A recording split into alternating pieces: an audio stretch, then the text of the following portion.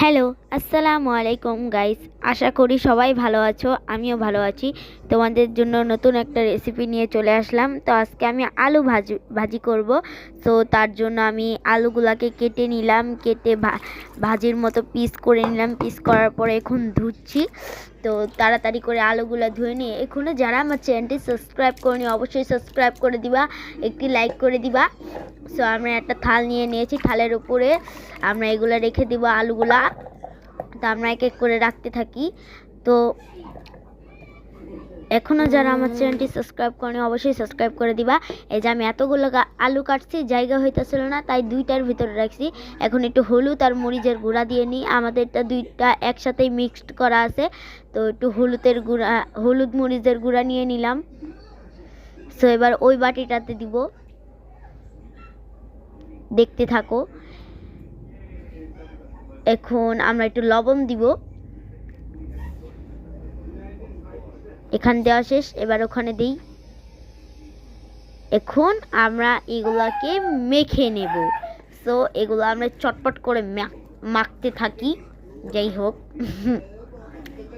So যারা এখন আমাদের চ্যানেলটি সাবস্ক্রাইব করেনি অবশ্যই সাবস্ক্রাইব করে দিবা, একটি লাইক করে দিবা এবং ভিডিওটি ভালো লাগলে একটি কমেন্ট করে দিবা এবং একটি শেয়ার করে দিবা। সো দেখতে থাকো। এখন আমরা এইটাকে তুমতুম করে মেখে নিই। যাই হোক, আমরা মাখতে থাকি। একটা পড়ে গেছিলো, তার জন্য তুলে নিলাম। যাই হোক, কারণ খাবার অপচয় করা ভালো নয়। তখন একটুখানি হলুদ মরিচের গুঁড়া একটু কম হয়ে গেছিলো, তার জন্য আমি একটু দিয়ে মাখা শুরু করে দিলাম। সো আমি তো একলা মানুষ, আমার তো কেউ ভিডিও করে দেয় না। সো তোমরা যদি বেশি বেশি ভালোবাসা দেখাও, সো আমি একটা স্ট্যান্ড কিনবো। সো একটা কড়াই মেজে এখানে বসিয়ে দিলাম। সো একটু আঁচটা একটু কমই দিলাম।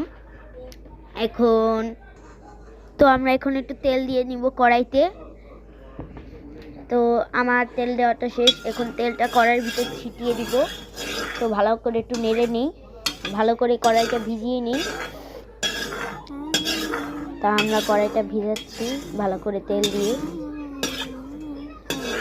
তো গাইস, এখনো যারা আমার চ্যানেলটি সাবস্ক্রাইব করেনি অবশ্যই সাবস্ক্রাইব করে দিবা, একটি লাইক করে দিবা, আর ভিডিওটি ভালো লাগলে একটি কমেন্ট এবং শেয়ার করে দিবা। এখন আমরা আলুগুলো একটু ঢেলে নিব। ও গাইস, খেয়ালই তো করলাম না, ভিতরে হলুদ মরিচের পানি ছিল। যাই হোক, এখন ঢেলে দিলাম। এখন ওই বাটির আলুগুলো ঢালবো।